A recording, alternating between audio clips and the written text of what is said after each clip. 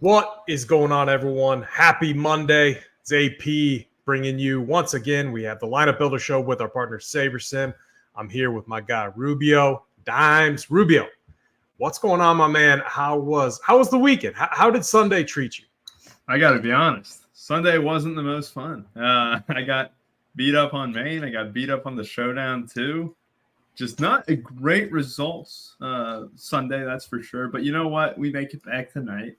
It's got my favorite team on it, the Cincinnati Bengals. So hopefully tonight is 10 times better than what it was. Yeah, we're going to talk the 2-game slate tonight. I mean, we're going to do a lot of these shows throughout the season, and we'll hit on Showdown a lot. So I love these 2-game slates. But for me, it was – so Saquon Barkley definitely was a bright spot. I just thought we're doing the Up to Lock show, and my stance on Saquon versus Alvin Kamara was pretty simple. It's Saquon's, the usage is roughly similar, if not in favor of Saquon Barkley. And he was 5% projected own, and Kamara was, 50% projected own. So I thought in tournaments it was an easy move to get onto Saquon, and that kind of saved me. I had Jennings as well, but I had a ton of Ayuk, and in my non-Jennings lineups, I had what was that guy's name from the Rams? I had a little bit too much of him. Jordan Whittington. Yeah, which wasn't good because he was 100. Jennings was 100 cheaper than him, and I could have easily. I love just like getting overweight on values like that on big main slates. And had I done that with my Saquon shares, it would have been a really, really good weekend. But it is what it is. Can't complain. All right, let's dive in. First off, hit the like, hit the subscribe. Helps us out a lot over here at Ron Pierce Sports. And yes, we have your favorite team, the Bengals, on the slate. I have the base build up right now. We can go into that, and then we can go position by position, and we can build out our script. So let me pull up the lineups real quick. And just to remind everyone what's a base build, I average projections, RPS, Saber. I don't mess with anything. And on more than one slates, I actually bring the sliders down. I'll show that real quick in the settings. So I bring sim diversity, correlation way down.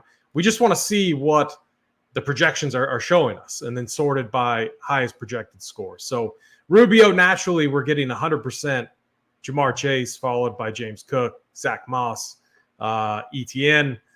Burrow's in there as well, which is kind of surprising because it is a Josh Allen slate. What's your thoughts right now on what you're seeing with the base build? Yeah, I mean, what's the one thing that we want to do against this Washington team? It's stack against them. So it's no surprise to see Burrow over Josh Allen completely because Josh Allen's price tag is insane. Even though Josh Allen will be the most popular quarterback tonight, it does beg to ask the question. Yeah, 6,300 Joe Burrow. You also have, $6K Jaden Daniels and stuff. There are pivots off Josh Allen tonight. Trevor Lawrence is super cheap as well. I am kind of surprised that 0 Bills except for James Cook, are in there. I think that just goes to show, though, like outside of Josh Allen, a lot of the production on the Bills is going to be spread out this year. And James Cook, I will say this, that is probably my least favorite click tonight. Like, look at that, 99% exposure. So 149 of the 150 top projected teams using the RPS projections, and he's appearing in all but one. That is incredible. 65% projected ownership. But you look at it, you got Brian Robinson has a steady role. Austin Eckler changed pace back. Zach Moss is getting a significant amount of the work at Cincinnati. Travis Etienne's the workhorse. Like, there are paths off James Cook here. So it's good to see that he will be incredibly high owned when I do think there's an avenue to where he is not optimal. You also look at, Brenton Strange, 2,700. He was clearly the better tight end between him and Luke Farrell last week. Both actually did catch some passes. This is going to be a weak tight end slate, too, without Evan Ingram. You have Dalton Kincaid, who I am very bullish on tonight, but he has not proved it yet this season. Mike Gesicki's role gets reduced without T. Higgins. And then on the Washington Commanders side, it's Zach Ertz. So, yeah, this will be an interesting slate. Like, I am kind of looking at these prices here, and it does make for a fun night. Yeah, I agree. And, on the running backs, I mean, it's tough to run on this Jaguars team as well. And I think, another thing, too, it's been kind of a wild NFL season so far. I mean, we're only into week 3, but the teams that went down, 0-2, did very well yesterday. Panthers got a win. We saw the Rams get a win. Were they 0-2? Or were they 1-1? The Rams did not win in week 1. We know that. They lost to the Lions. And last week they lost 2 to Cup because they didn't have any Cooper Kupp and threw in the towel in week 2. A lot of these 0-2 teams, found a way. And that's the Jaguars tonight. And I think the Bills look great. Okay. They look really good. Keep in mind, and we should just get into our script. Well, let's go over to the scripted build as we start building this. Let me sort. We'll start with just big picture though. Let me clean this up a little bit. What do we do? Add the filter. Is that right? Yeah, let's do a win projection of 3 tonight, just because it is a 2-game slate. We're not doing the showdowns here. We will have a lot of content up for the showdowns. I know we're going to have a 3 max showdown playbook, showdown cores, everything on it on the site. But this show will be focusing on that 2-game slate with the top prize being the biggest of the 3 slates. So, yeah, anyone less than 3, we definitely aren't going to play. We could probably be more aggressive to 5, but we'll just leave it at 3. Yeah. So back to what I was saying, Rubio, is this is supposed to be a rebuilding-ish type of year for Josh Allen and for the Bills. And, obviously missing defensive pieces, new wide receiver core. People were kind of, there's a lot of question marks around it. And now it's like everyone is all in on the Bills. And not all in on the Bills, but they've looked excellent. I think what we need to do is just keep in mind that they own the Dolphins, okay? They absolutely own the Dolphins. Like that, it's just literally has been the case. And like the Jaguars, I just can't see how they start 0-3. Like I just would have not have guessed that with Trevor Lawrence. I know he hasn't looked that great, but you have Travis Etienne in there. I just think if this trend continues where the 0-2 teams show up and do well, that's how I want to build my script. I want to build out a Jags upset win, if you want to call it that. And honestly, I have both 0-2 teams tonight winning. And I already put a parlay in. I took the money line. I forget what it was, plus 200 something on the Jags. And I parlayed it with the money line of the Bengals, which obviously, Rubio, I feel way more confident in the Bengals. I think they win by like 10 plus tonight. And I think Burrow and company absolutely ball out. They should have beat the Chiefs. I'll fully admit that. But let's dive in. I guess on the games, do you have any other additional comments, or do you want to dive into the quarterbacks? I will say, God, we need to figure out what's wrong with Trevor Lawrence. He took a safety, I think, last week that ended up really costing him, and it was just a stupid play. But if this offense looks that bad with an addition of talent, I know they don't have Gabe Davis, they don't have whoever was there last year. What was it, Calvin Ridley? But you got Ryan Thomas, you got Christian Kirk, you also got you got Gabe Davis now. Gabe Davis left the Bills and stuff. Like, you have talent there. Why is this offense one of the worst in the league through 2 weeks? And especially Trevor Lawrence. Has he regressed? Like, what is going on in Jacksonville? That's my only concern, is just their defense has done fine. It held the Dolphins, very fine. It held they should have beat the Dolphins too. They literally should have beat the Dolphins. Who didn't beat the Dolphins was Trevor Lawrence. He stunk. There was no doubt about it that he has regressed this year, and I don't know why. Like, there's just not a whole lot of reasons for it. And again, I get it, and that's why I think the Jags find a way to win tonight. They have too much. There's just so much talent on this team. I've been really surprised with the lack of usage out of Travis Etienne. I think that changes. I think they go back to feeding him. He's obviously one of my favorite. Running back is really thin tonight. We'll talk about it. And then, even quarterback wise, like, I think for them to win a game here, they're going to have to lean on their defense. And they're going to have a clean game offensively too. And I don't see it as being like some crazy shootout. I think they got to find a way to contain Josh Allen, and Trevor Lawrence needs to be good. Their defense needs to be good. And Travis Etienne needs to get it done. And these receivers too.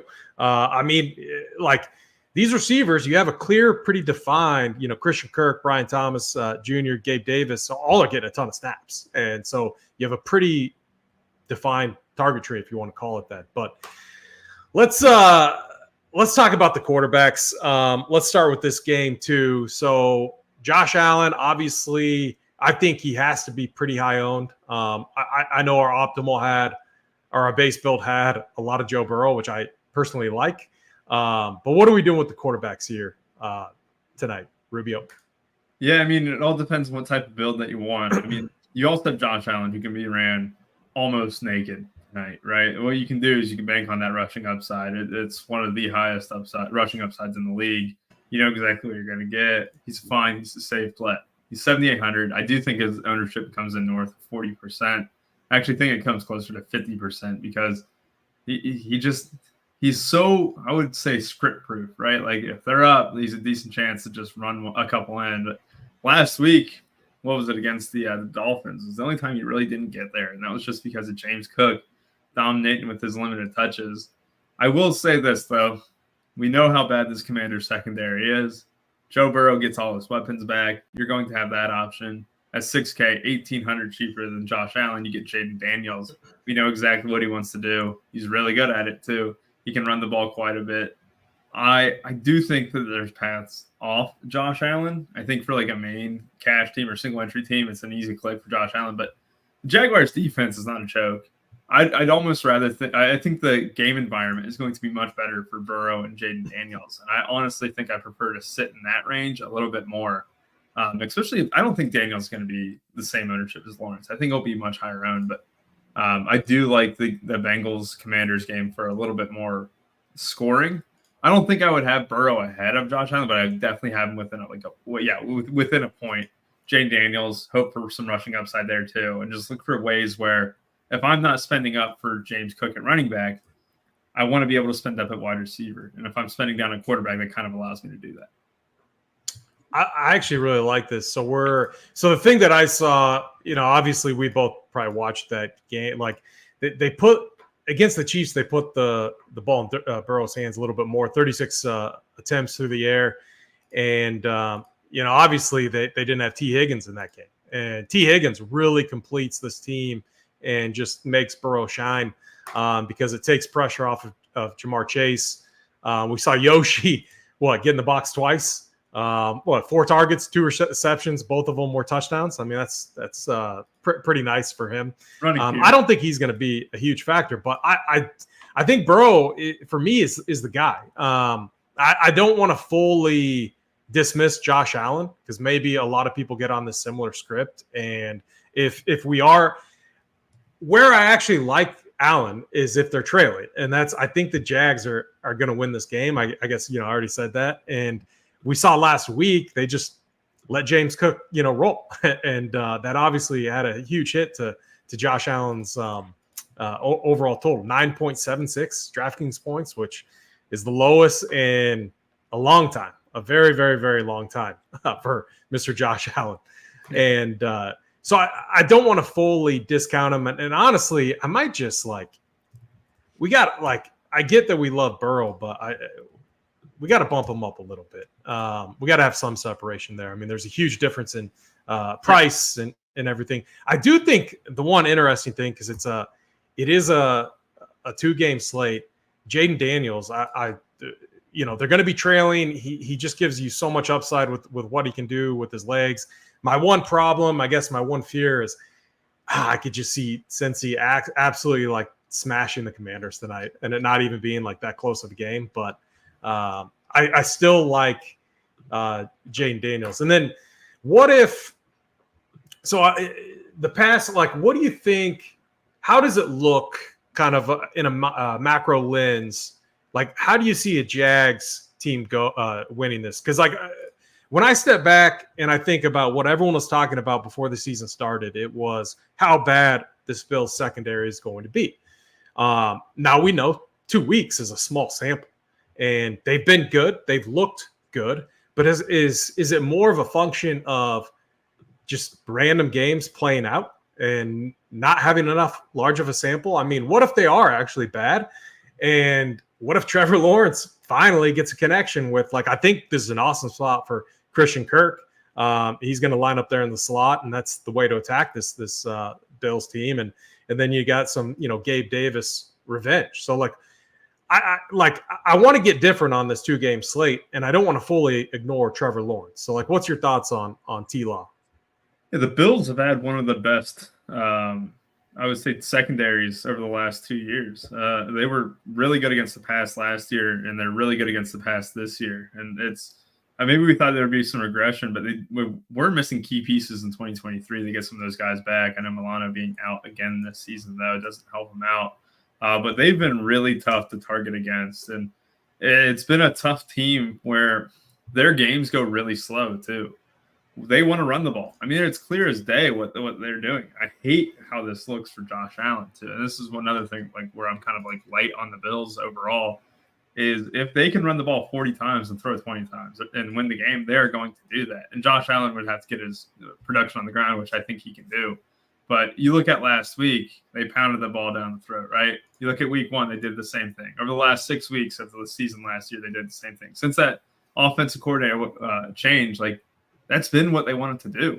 And these games are going to go slow, and they might have, more touchdowns in their drives like they did against the Cardinals, where I don't know how they ended up getting that game over and stuff, but in week 1, but even when they were trailing, it was a lot of running the ball. And this is where it's like frustrating for the Bills too, where I just think they are almost like the Chiefs of last year, where their games were like going to be kind of gross. And that's my thinking, where the Chiefs last year, they won and they won the Super Bowl and stuff. But it wasn't like they were going out there and scoring 35 points every time. A lot of their games were kind of low scoring. I think the Bills prefer to do that. And that's why I'm kind of off like that game in general. It's just because this defense has shown out and they really want to slow this game down. Yeah, and I think, so, all right, so Micah Hyde, Jordan Poyer, Tre'Davious White gone. I think the guys so – you have a few new additions to this Bills secondary, and then it's Christian Benford, I think, Jamarcus Ingram, Kyron Brown. Christian Benford, Rasul Douglas, and I can't forget the other one. Like, I feel like these guys have kind of played above expectation. So I don't want to sit here and say that this secondary is including the safeties too. We got DeMar Hamlin back there, who has been fine. And I'm not ready to say that they're like super, super elite though. So are you okay with me bumping T-Law up just a little bit? Because I feel like he's going to be unowned. Like I feel like he's going to be what, like 6-7% owned? I think it'll be higher than that. You only got 4 quarterbacks to choose from. I just think a lot of people are going to naturally go there. It does say, I mean, we kind of bumped up the same thing to where I don't see how. What do we got? What? You think these games go over? I mean, Trevor Lawrence has sucked. I mean, it's alarmingly bad. That's my worry. It's just he could just suck. I mean, we've seen him though. We've seen him during periods where he hasn't sucked. So like, I don't want to fully discount it. I mean, I get what you're saying. Man, even last year, it was terrible. All right, let's not get too aggressive. I mean, I already know I want to play Burrow, and he's going to be my highest owned quarterback because I want to attack the Commanders. It's a 2-game slate. I want to entertain the idea of potentially getting different just to see what those builds look like. But we won't go too crazy. We still have Josh Allen up top. Let's give him a little bit more. Burrow should be our highest value. Actually, Jay Daniels is. So let's bump Burrow up just a little bit. There we go. All right, let's go to the running backs. The running back, for me, is interesting because there's just not – it's a tough running back. So there's so few options. Like, some of these guys could like Travis Etienne for me is like a lock. Like, I don't see how I avoid him. Like, one, I think they need to use him more. He's going to be extremely popular. But two, I think they just have to give him that usage. And then it's, James Cook. He's been pretty good. I mean, he's been really, really good, actually. I think the Bengals, I think their path to winning this game isn't through Zach Moss or Chase Brown. I think it's Burrow and his receivers. And then I think Brian Robinson Jr. has been good. And the Bengals have been leaky against running backs. But I think this is a script that could get out of hand. So it's like, do we even consider Austin Eckler? I mean, is that too wild? Like, what are you doing with the running back? I wanted to hate James Cook coming in, and then I realized we don't even have wide receivers to spend up for outside Jamar Chase. So I see why he's super chalked now. And then Etienne, I agree with you. I do think that what Tank Bigsby's status is also up in the air tonight, which doesn't help him. Oh, which would help Travis Etienne a little bit. I don't know how we can get too cute at the running back position. Brian Robinson's like just as good of a pass catcher back there as Eckler. I mean, that's one of the things too, where Brian Robinson's been no slouch in the passing game at all. What I want to do here, obviously, if you can bank the touchdowns, you can do it. But James Cook did get 19 carries and 3 catches. That's 22 touches, which I think is higher than most people would have thought. So I don't know. I just think that you kind of eat chalk here. Zach Moss would be the one that I would kind of get off of at 5,600. I'd rather go to Chase Brown at 4,500. I do think that there's a chance that split becomes more 50-50 than what it was last week, where it was very lopsided in Zach Moss's favor.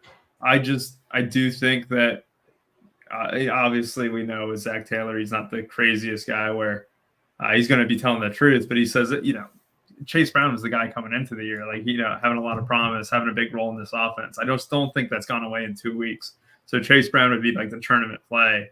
I think if you want to be aggressive with it, because we already have Brian Robinson up high, I guess James Cook, we do got to get him above Brian Robinson, I do think. I do think we can't have both Brian Robinson and Eckler both up either. I think we got to commit to one. I'd rather commit to Brian Robinson all day over Dusty Eckler. All right. So when I looked at it, there's not like it's not a true 50-50 split, but Eckler is getting quite a bit of snaps. Let me pull it up real fast. I don't have it up. So the split is, if my internet would speed up. So in week 1, it was 50-50. In week 2, it was Eckler 43%, Robinson 60%. Now that game, they were pounding him. He had a ton of carries. He was awesome. 17 carries, 133 yards on the ground. I mean, he was absolutely awesome. But in a trailing script, where they're coming from behind. They were trailing last week all game, really. Yeah, that's true. Yeah, so they won that game. I don't want to.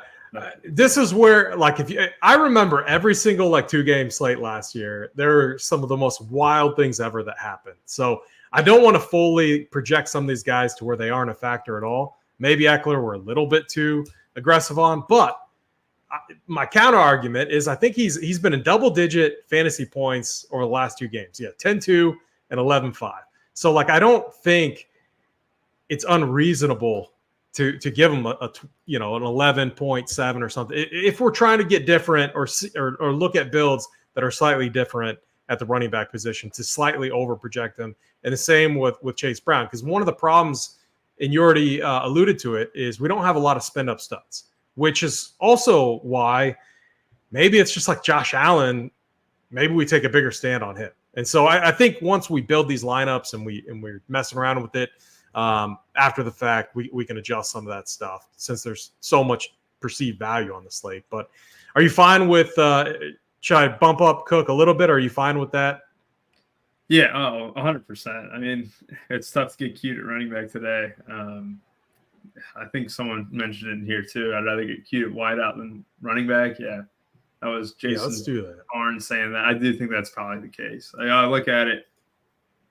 Brian Robinson looked great last week. The Bengals have not been great against the run. DJ Reader being not on this team anymore, right? Like losing him to injury against the Vikings last season. They kind of got ran on after that. And then this year they're kind of getting ran on. Ramondre Stevenson and both Isaiah Pacheco did really well. I do think Brian Robinson would be like the third guy, and then I would have Chase Brown. But really, you're very limited in your options at running back today. I had too much. Jordan Mason. And hey, the one thing I'll say is, and I'm a donkey for not getting rid of Jordan Mason in my Brock Purdy onslaught stack, is Purdy ended up being like 3 or 4% up, which I thought was absolutely crazy. And again, he just targeted Juwan Jennings all game, but which was pretty wild. But I was making the case for an onslaught stack with Purdy in that one. But anyways, Jordan Mason, yeah. I think Big T had a great call on Jordan Mason. I think he was under or off of him. So, and running back was obviously loaded yesterday. But all right, Rubio, the receiver spot. Do we just lock Jamar Chase? Like, the thing I've been saying, and if they had T. Higgins last week, I do think they beat the Chiefs. When Higgins is in there, it frees so much up for Jamar Chase. Like you can't cover all of these guys. I mean, it becomes very, very difficult. And with the emergence of like Gesicki, he's been decent. Like it's been pretty wild. So like, what are we doing with the receivers? Do you want me to break it down by team? Should we go team by team? That make it easy? Yeah, I think that might be the best move. We'll start with Cincy. Yeah, the biggest thing with the Bengals, you only see 3 names there. T. Higgins is back. Andre Joseph, he played a lot of wide receiver too behind Chase when Higgins was out. He was expected to be the slot guy coming into the year. However, Mike Gesicki has absolutely shined in that role. I am not bullish on Joseph having a huge role tonight. As a Bengals fan, I do think that it is a little bit up in the air on what that situation might look like. Joseph might cede a lot of snaps to Mike Gesicki in that slot position. They could be a very even split. But Jamar Chase, 80% owned. It's hard not to click his name. The usage is going to be there. There's not many other guys who are going to even rival him. There's a decent chance you just hit the lock button on Chase tonight. And that's because his projection is way higher than anyone else in this range. You have a ton of salary to make it work. It is incredibly hard to not get enough Jamar Chase. So the Bengals have a 28 implied team total, or 27.5 implied team total. I don't think it's an unreasonable expectation to believe that 3 of these touchdowns could come through the air. And T. Higgins is the guy that, he's obviously been out a few weeks. People are always hesitant to target the guy coming off an injury or who has been out. I like getting aggressive on him. And I also like getting even more bullish on Jamar Chase. So it kind of fits the script that we are building, and then we're under on Yoshi. I don't know what this – I was looking at this. What's this guy – what's Scott Adkins asking? Something about if he's asking about like why we're adjusting our numbers, it's because we're building out a script. We're adding some bias to it because we want to get different in relation to the field. And these are first look numbers too. No adjustments have been made. They're kind of the base numbers. That's how we create our base build. But anyways, are you good with this? Can we go to the Commander side of this game? Yeah, I mean, I just want to mention on T. Higgins, I think he's a full go tonight. I mean, I do think Burrow, Higgins, Chase double stacks will probably be a little bit common if people are playing Burrow. I do think that they're going to naturally play Higgins along with Chase. So if you did play Burrow and Chase, you're looking for a way to get different. I think Gesicki could be someone to add in, but we'll get to tight end shortly. So the problem with the Commander side, I like the script, like a trailing script. Obviously, I think since he rolls, I think Jaden Daniels has looked good, but a lot of that is just because he's an absolute athlete. He's been awesome. He can run, he can create plays, and did target Terry McLaurin, I think 8 times last week. So, but again, we're kind of relying on him to make plays with his arm. Like, what are you doing with run backs here on the Commander side? So Noah Brown looked good last week. I do want his projection bumped up a tad. I also want McLaurin's projection slightly bumped up as well. They mentioned they need to get McLaurin the ball more. I'm going to believe them. I just think that he is too good to keep failing. And I do think a trailing script where last week, 6 for 22, a lot of those throws right at the line of scrimmage. It was kind of frustrating to watch. But I do think McLaurin's going to have a good game here soon. I want to be early on it. I want to be on it when, even on a slate with not a great wide receivers or anything like that, he's going to be around 40% owned. Like, I do want McLaurin. I want to be bullish on it. Noah Brown, you can run him back too. Like, there's a chance. A quick question on Noah Brown. I mean, he played 28% of snaps. Are you expecting that share to continue to go up? I expect it to go up because I think what the comment was last week on him talking about Noah Brown will continue to expand his role, and we feel like we have a crowded room in there. So even if I know it was 3 for 56, you're really banking on another high efficiency performance, but I do think that those snaps will only trend up, and especially in a game where we're hoping that they're getting killed. Maybe you just see a little bit more Noah Brown than usual. And here's the thing. I think tonight is a good example of, maybe limiting your salary to like 49K. I might be a little overly aggressive and stuff, but like a lot of these builds that, I just kind of made real quick AP, they leave a little bit of salary, and we can do that just with one click, right? That's what was it, Tony last year on the Big T on week 3 or week 2 of last year, he played Olamide Zacchaeus, and it was like a build that left a lot of salary. Like that's what almost won.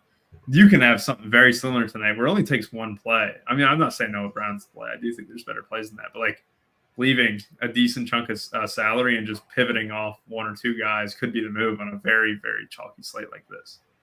Hey, and we've seen it like through, we're almost through 3 weeks, but with more teams kind of deploying 2 high safeties plus taking away teams opposing number 1, you're seeing these wide receiver 2s and 3s kind of have outlier games. Shaheed the first 2 weeks, Jennings obviously yesterday went ham. But again, that doesn't, we saw Olave have a nice game yesterday. DK Metcalf, caught a bomb. So we don't want to completely ignore the wide receiver ones, but it's a 2-game slate. If you're looking to get different, there are reasons out there to where you could get a little cute. So I like what we did there. Let's go to let's save the Bills for last, just because their wide receiver room is definitely the most complicated in my opinion. So the Jaguars, it's pretty clear cut. All of these guys, if you look at the first 2 weeks, Gabe Davis is playing like 95% snaps, running a ton of routes. Christian Kirk, Brian Thomas Jr., both 75% or 77% plus snaps. So you have a pretty defined group of receivers there. What's your thoughts on the Jaguars receivers today? It's frustrating because when you look at Christian Kirk, right, you see just absolute goose eggs almost through the first 2 weeks of the season. And this is why I'm very timid with the Jaguars. You don't have Evan Ingram, so you're missing a key piece there. This should only help guys like Brian Thomas, Christian Kirk, Gabe Davis. They just haven't shown anything, right? Like, God, I don't even think Christian Kirk qualifies for any of these stats. Yeah. So 7 targets through 2 games. So he's got the same amount of targets as almost the same amount of targets as Brenton Strange. Just not what you expect to see. I think, though, if you're trying to win a tournament, you have to be high on at least one of these guys.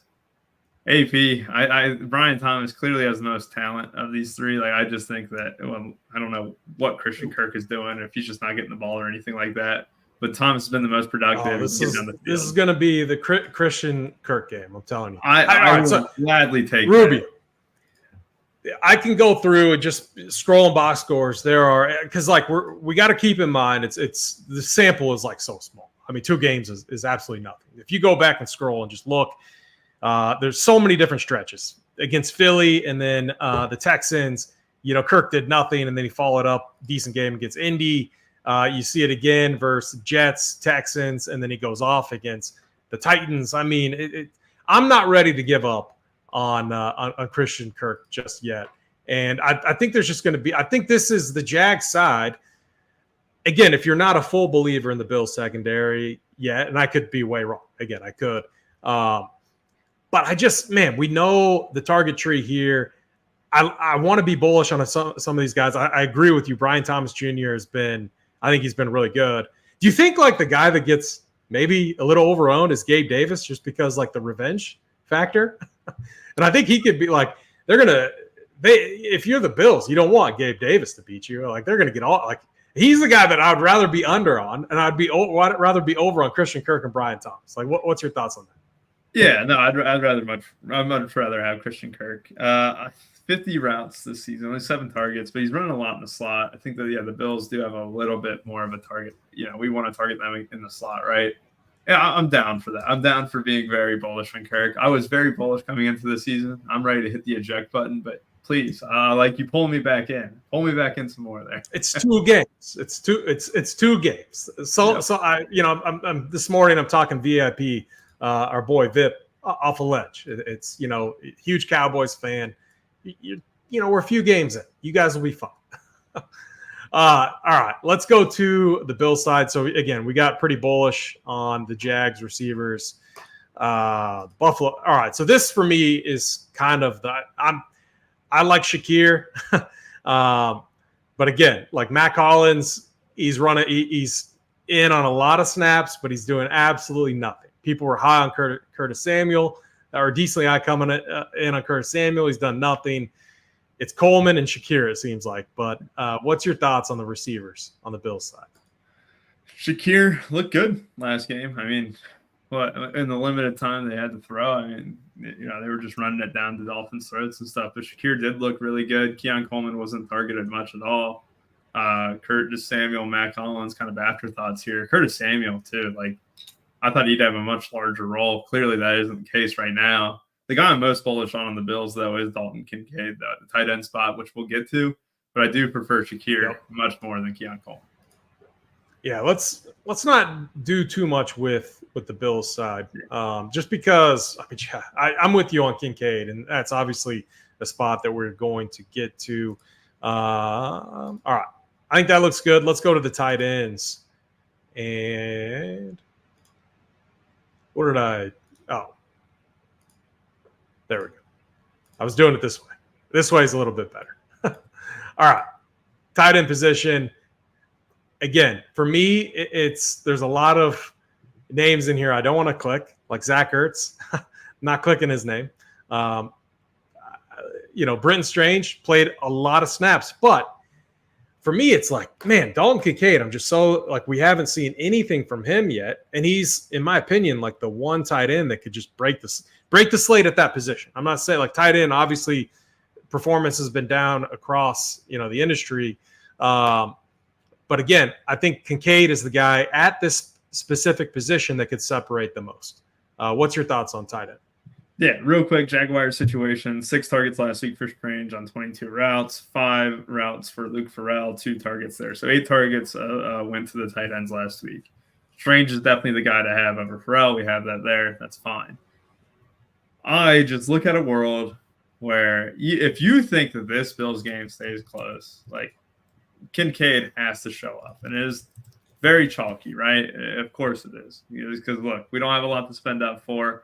He goes targeted early in the first quarter last week, left the game for a little bit there, then came back in the fourth quarter to block. But to me, like, Kincaid is clear tight end. I will say this though, AP, you're marking down guys who are going to be firmly in play.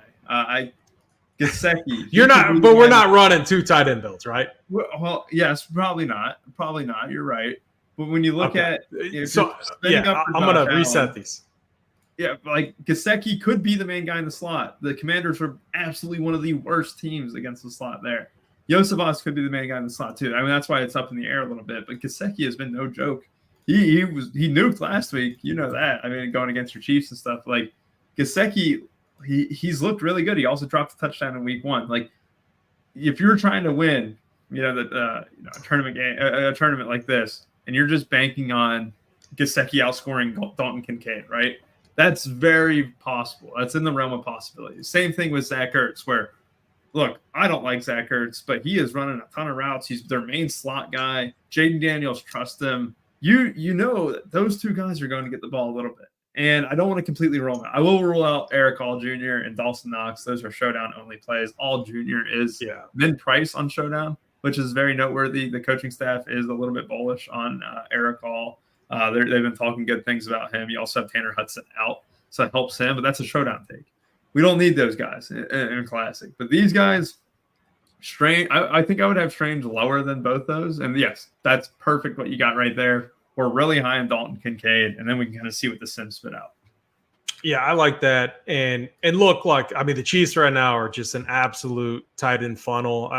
Kyle Pitts should have got there yesterday. Pass interference. I mean, he was targeted 5 times. It's strange that I wasn't called, AP. It's strange. I know. I know. I mean, hands up. I was like, hey, I was pissed because I had the Chiefs money line parlayed with the overs, and you can't tell me that was, and it would have been more exciting too. Call the PI, give them the ball on the 1, let them run it in, put the ball back in Mahomes' hand. They're not losing that game. They're still going to drive down and kick a field goal and get the win and break everyone's hearts. And that would have been the other way around. It's called. If it was the other way around, it's called. Yeah. No, I know, and I win my bet, and life's good. and even the people that took the Falcons side, they win their bets too. So, that was just very, very frustrating, but is what it is. All right, let's nope, not that. Let's go over to defense. And actually, first, we don't want any double tight end, right? Yeah, I don't think so. So let's bring these up and let's just uncheck them from the flex. What about double running back? Do we want any double running back? Do we want to go all in? We could run a triple running back. I think triple running. It's in the realm of possibility. I don't think it's going to happen. Yeah. All right. Let me. What did I do? Okay. All right. Defense. Here's my take. I mean, we know like Josh Allen is so turnover prone. So he's fumbled. He's fumbled in each game so far. No interceptions yet, which is kind of wild. I want to flip the script here, and I think this is one really, really easy way to get a little bit different on a 2-game slate. I want to flip the script. I want to be very bullish on the Jaguars defense, banking on Josh Allen doing what we know he always does, which is not take care of the football. Are you good with that? Yeah, I think the Bengals the highest going against a rookie quarterback on the road in primetime football. Definitely want the Bengals the highest here. It's a crapshoot, right? You're banking it on whoever scores the touchdown is probably optimal here. But yeah, I think Trevor Lawrence has been even worse than Josh Allen and taking care of the ball too. I think it's chalk, but it's the favorites at Hyatt defense here. What was that last comment? The Commanders is like the one defense I just can't play. Yeah, tonight. Trevor Lawrence has been even worse than Josh Allen and taking care of the ball. That's the one thing. I'm sure that's hopefully that's been like drilled into his head in practice over the last few weeks, and maybe that changes. Yeah. Whereas Allen is flying high. They're 2-0, exceeding expectations. Life is good. That's usually when you get complacent and things start to creep up. So. Kind of a little reverse psychology there. But it's my stand that I don't think – I think they're going to be the lowest owned defense too. At least that's what SaberSim's showing right here. I honestly think the Commanders are going to be the lowest owned defense, in my opinion, than the Jaguars, just because Allen is like playing you can play Allen with the Jaguars defense. I mean, we do it in Showdown. You can do it on a 2-game slate. It's in the realm of outcomes. You can throw a pick six, and that's just more opportunities for a guy like Josh Allen. So it's not a negative EV type of move in this format. All right, let's bring everyone up. Let's go to our settings. What kind of settings are you using for a 2-game slate? And I'm not going to build. We're going to go 2,500. Min salary. For a 2-game slate, I'm actually considered capping the max salary today. I don't think you have to if you're doing a 20 entry max or a single entry or anything like that. But yeah, I think 49.6 is the number I'm using right now. Just kind of see what type of builds, because look, it is super easy to get a unique or not to get a duped build tonight. And if you're wanting to take down the top prizes out of chop, you got to find at least a small way to get different. I use correlation. I actually take it down lower than that AP, especially when we have Josh Allen tonight. I don't need that correlation bar at 5. I actually lower it to 3 on short slates where there is a rushing quarterback. There's 2 of them. Jaden Daniels and Josh Allen can both get there without any other weapons, and that's something that I don't want to completely dismiss. Couldn't you make the argument that a lot of people are going to bring down correlation? Because it's like I almost like to be more correlated on a slate like this. All right, yeah, we'll leave it right there. Is 4 good? Base setting was 2 or 3. Yeah, I think I always adjust the sliders myself, but I do if I'm ever I do college football a lot, like when I'm building like the night slate and stuff, where I use the content that we have, and then I'll kind of adjust the sliders there based on the entrance in the pool. But today, I like to adjust my own sliders for NFL. So yeah, save the settings. Let's roll it for the main one, because I think leave the min salary alone, right? We don't need to just 41. Yeah, let's do it.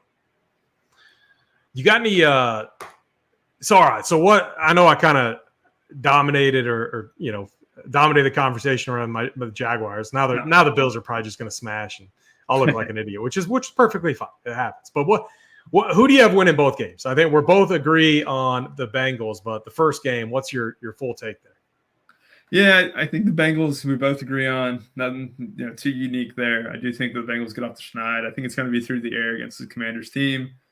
As far as the Bills-Jaguars, I just think I've been on the drum a little bit talking about how I think their games go under. It's 1-1 so far this year, but I think that game is a little bit grosser than we think. That's, I think it would take the Bills to go down early for that game to really start to rumble. And that's what happened in week 1 against the Cardinals. The Bills went down early, ended up scoring a bunch of points. That game went way over. If you look at it in week 2, the opposite happened. That game was really, really slow. And it was because the Bills scored early, got up early, ran the ball into the back of the line of scrimmage, got some first down, sustained drives, and the Dolphins were not able to do that. And I think that's just their game plan for this entire season. And that's what they're banking on to win a championship. I agree with that. And I just think after the opening season game, that was just such a letdown for the Bengals. Now you get the nut matchup. Like, I just think it's such a spot for them to absolutely show out. Let Chase go off, let Burrow do his thing and go off. And it's just like that's the most confident game script that I'm in right now. And then the other one is just I don't even think the Jaguars want to air it out. I think they want to pound the rock, keep it a quick game, slower paced. So I think we're on the same page there. Let's see what our Sims are telling us. We use the 500K up top tonight? Yeah, 500K up top. The Showdown has, I know there's a 300K pool, 100K to first for that one, and then I think a 200K to first, 600K pool for the Bengals game. So really great contest tonight, and I think I'm going to have a larger focus on the Showdowns too. But really, you have your choice of the litter here. Yeah, you can. I usually go like 20 in both the Showdowns, and then 20 to 30 in this one. The 20 max contest I absolutely love for these type of contests. So I guess this top one right here kind of fits the build I was talking about. No Commanders in there, which is a little bit of concern, but what's your thoughts here? Our biggest stands are Kincaid, Christian Kirk, Travis Etienne. Jamar Chase.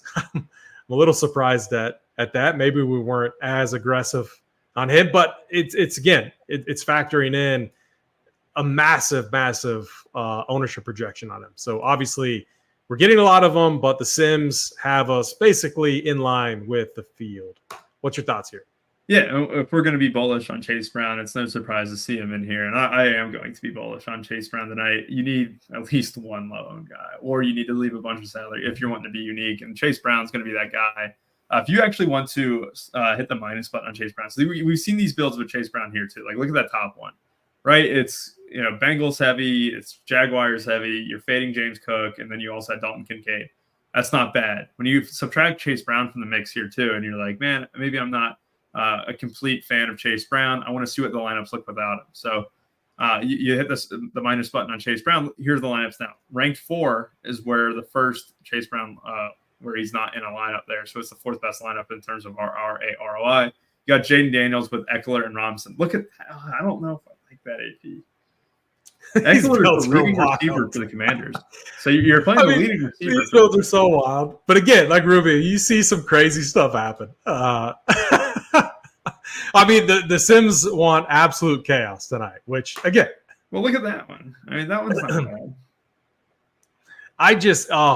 So I might again, and I might end up being a chalk donkey tonight. I know. So obviously it's telling that the script I love is going to be the script that everyone else is on, but I don't like the Bengals. I think they put up over 27 points. They got to show out. I've targeted the Commanders. I'm targeting the Commanders every single week, no matter what. So this is a truly, if you want to get different, here's a great way to get different. You can run the Sims and roll with it. If you want to eat the chalk, that's probably the route I'm going to go tonight. Yeah, and real quick, what's thought process on like Brown over Moss? I just think it's going to be closer to a 50-50 split, and the projections indicate that it's like definitely Moss's role. And I don't think that's the case. I think that last week it was.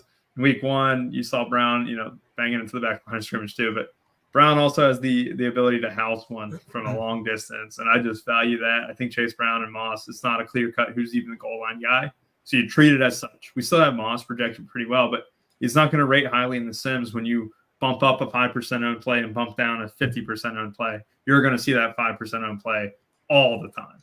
And that's basically what you do here. And this is why you always want to be careful when you're adjusting projections and stuff, because it is so easy to fall in love with Chase Brown. I know that I really like him. As far as like a single entry, though, I think if you went to a single entry build, added it in and simmed it, you might see a slightly different result. But yeah, that's the thought process there. So I added in the 153 max. It's still going right now, but I'm just curious to see. These are Josh Allen lineups too.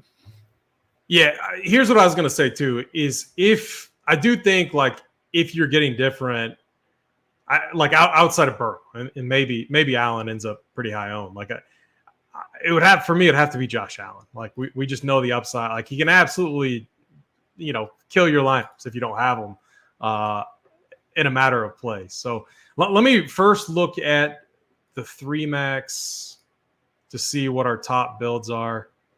So Burrow, Jaden Daniels, Burrow. And actually, Jaden Daniels might be the way, but and I don't mind this. I think what I would want is like a Terry McLaurin in there though too. Would you agree with that? Yeah. So we're overstacking that game. We have Kincaid in there. Maybe we leave Brian Robinson, but maybe we take out a Christian Kirk or something and we put in Scary Terry, who is even take out Higgins for Scary Terry straight up, and I think that would work because remember we're leaving salary, and I think any changes that you make, you're gonna have the cap for it, even though Higgins is McLaurin, but you're gonna have that ability there, and a lot of these teams are higher on the Jaguars because you bumped up the Jaguars defense. You're seeing the Jaguars defense a ton. If you flipped it around with them and the Bills, you probably see a different script. What does a Josh Allen lineup look like in a 3 max setting?